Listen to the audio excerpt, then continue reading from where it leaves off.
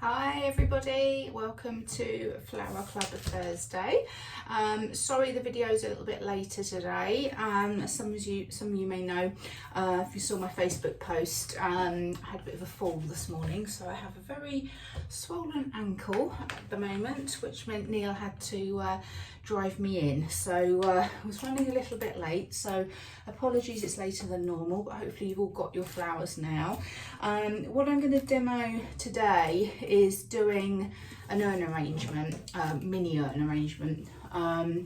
So here are your flowers for this month.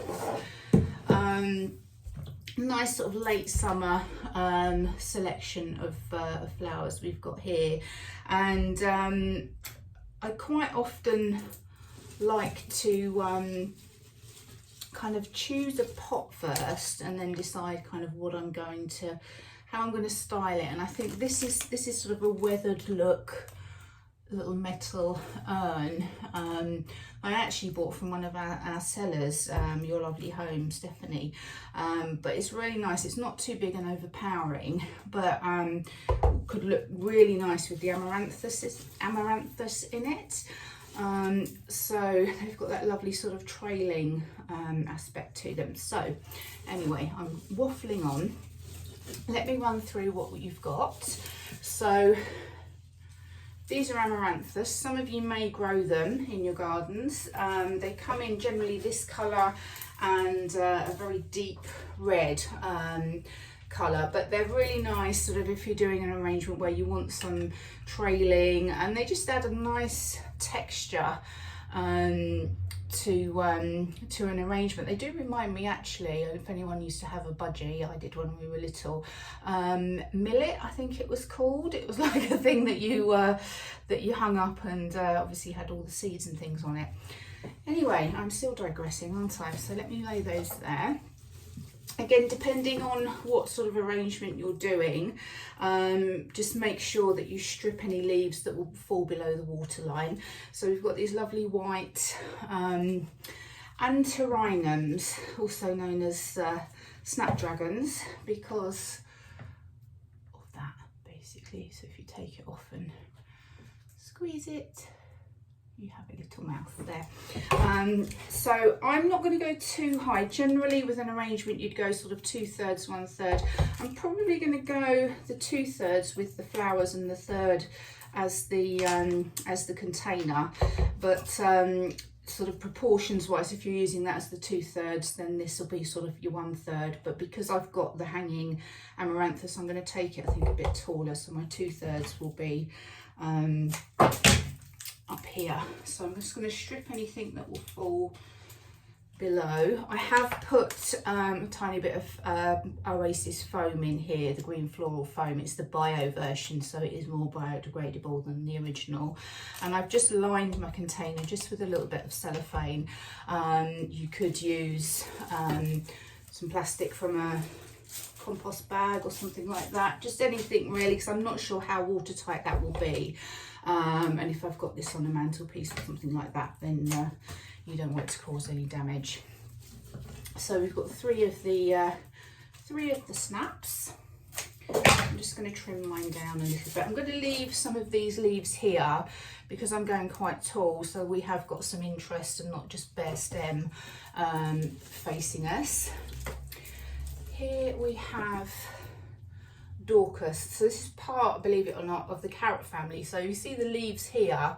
If you rub and smell them, they do smell quite vegetably actually, but we're obviously using them for the lovely delicate tops with the tiny little flowers on there. So you've got multiple stems on one, so you've got lots of little side shoots, and I quite like these because you get the different sizes, but you also get the colour variations as well. So you know, that's off of one stem, and you've got one that's fairly green, one that's white, one that's sort of a lovely burgundy colour, which is obviously because everything kind of matures at different stages. So it's just really nice, and again adds a bit of lightness and delicacy to an arrangement. Or if you're doing bud vases, obviously you can cut these down further as well. We also have some of these sunflowers. Now I know at the moment sunflowers are everywhere, so if you've been shopping and places like that, they're everywhere.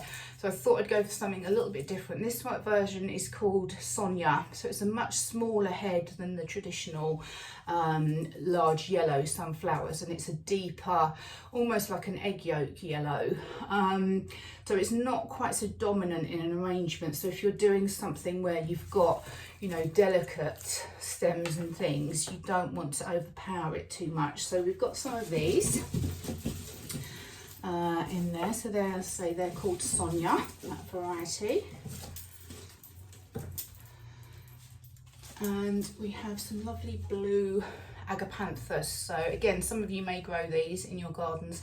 I've never been able to keep them actually. I have bought them several times and they just die on me, but you may have more success. So they're in bud, because obviously I want you to kind of enjoy your flowers for as long as possible. So as with, you know, most of our flowers, we kind of give them to you fresh before they've started you know, maturing too much. So some of them will be open, some of them are too open, and then that one there's, you know, just in bud. So you'll get again some nice long colour. These are Asclepias, I think that's how you say it, and they're again really nice sort of two-tone colours, because they start off with the buds in this very dark pink colour, and then they open out into lots of tiny little sort of pale pink white flowers. So again, you've got that delicate look, but you've also got that variety of colour. Again, I'm going to strip this and leave the top leaves. The top leaves will start going over, as with most things like Lisianthus and things like that. The leaves will go over before the heads do. So I'm going to leave them for now, just so we've got a bit more interest and variety going on through the arrangement. And then this one here, as you see, we've got lots of side shoots. So I'm just literally going to snap those off, because I can use them around to sort of cover the edge of our pots here. So extra foliage is always great for filling in any gaps and hiding what we call mechanics, which are things like foam or chicken wire, that sort of thing. Got a couple of leaves also from the Amaranthus, so I'm going to keep that.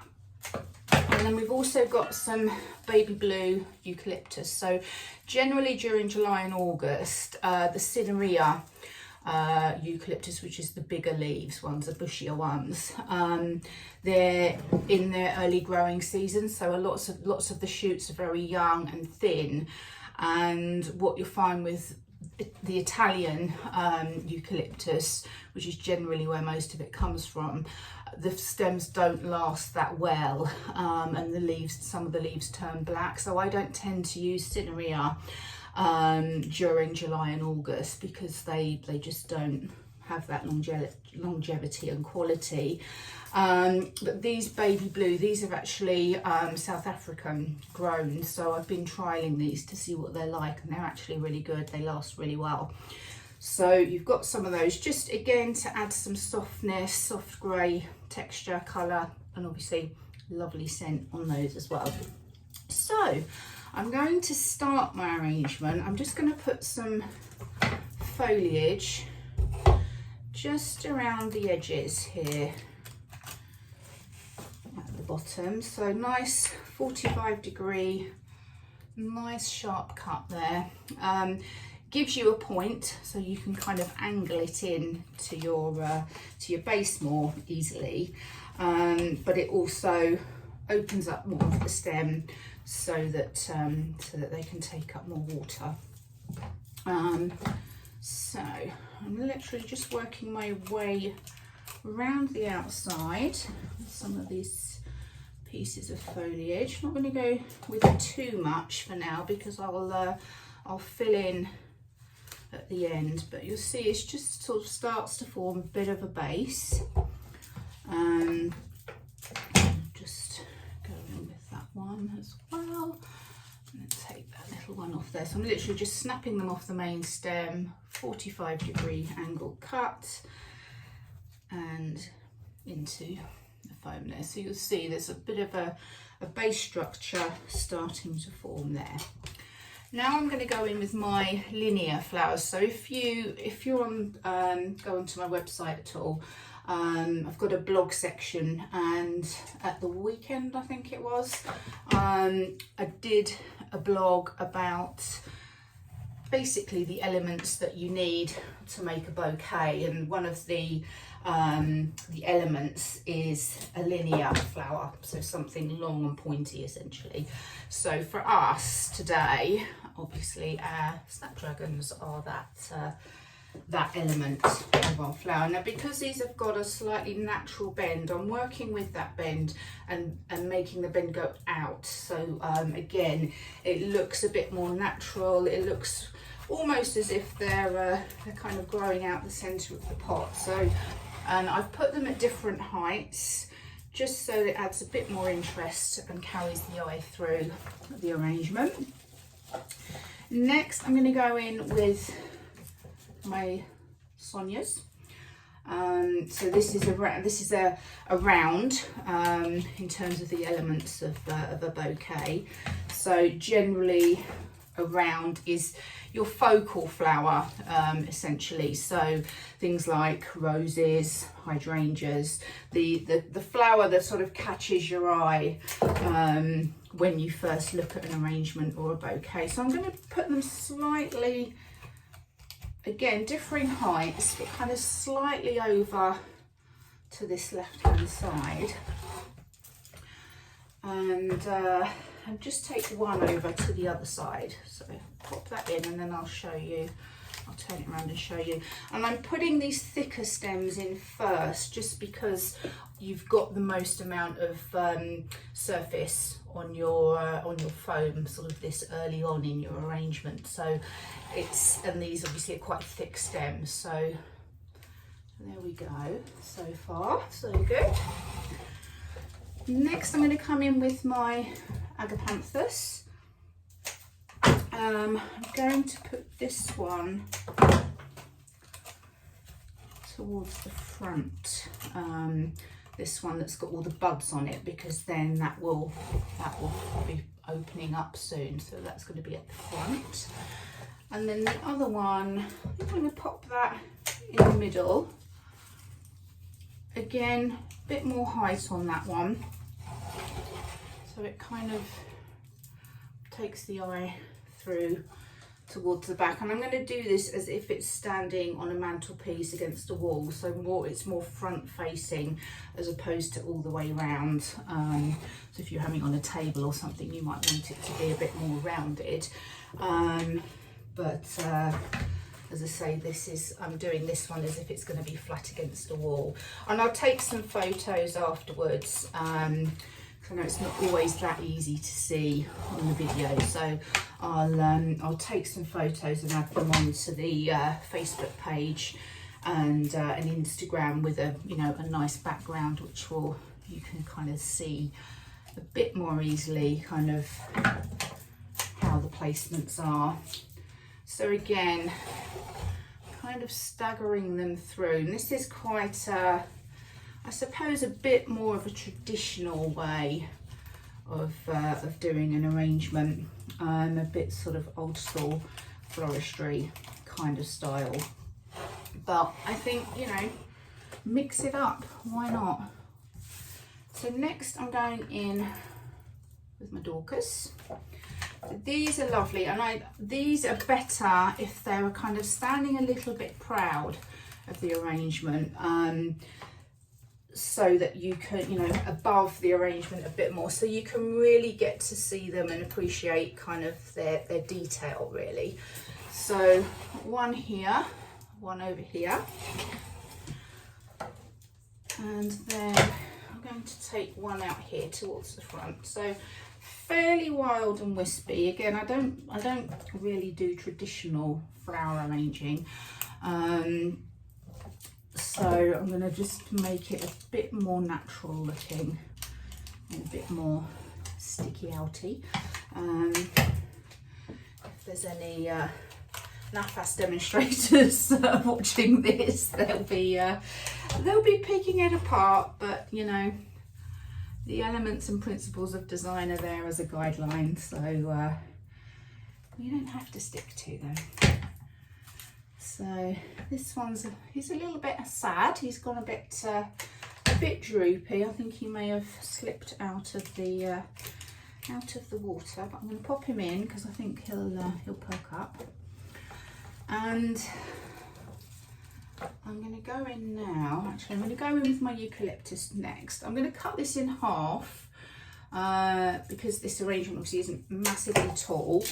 So cut it in half, strip the leaves, nice cut on the bottom of the stem. And I'm going to, again, take this round, similar sort of pattern that we did to start with when we were putting the foliage in. So I put some here, some here. So with these stems, you'll obviously get 6 smaller pieces once you cut them down, if you are making along with me.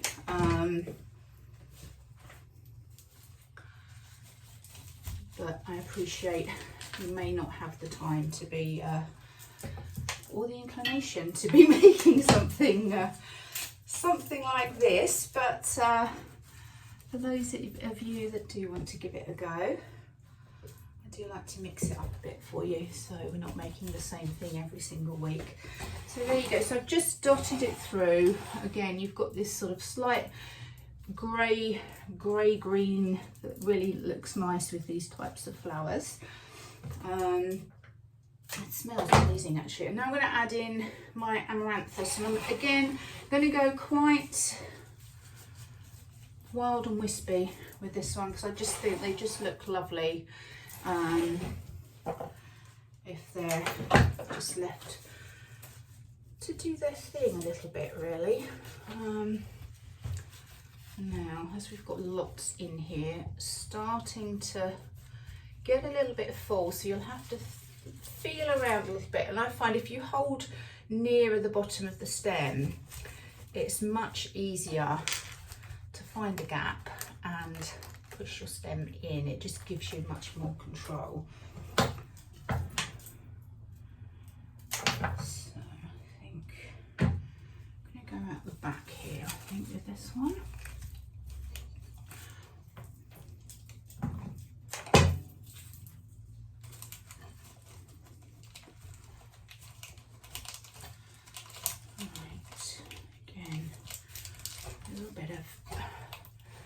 Around to find a little gap in the phone, and at the back here obviously is fairly sparse, but as I'm doing it against a wall, you don't need lots of flowers in there because they'll be lost, so you can just fill it with some of the foliage and the greenery.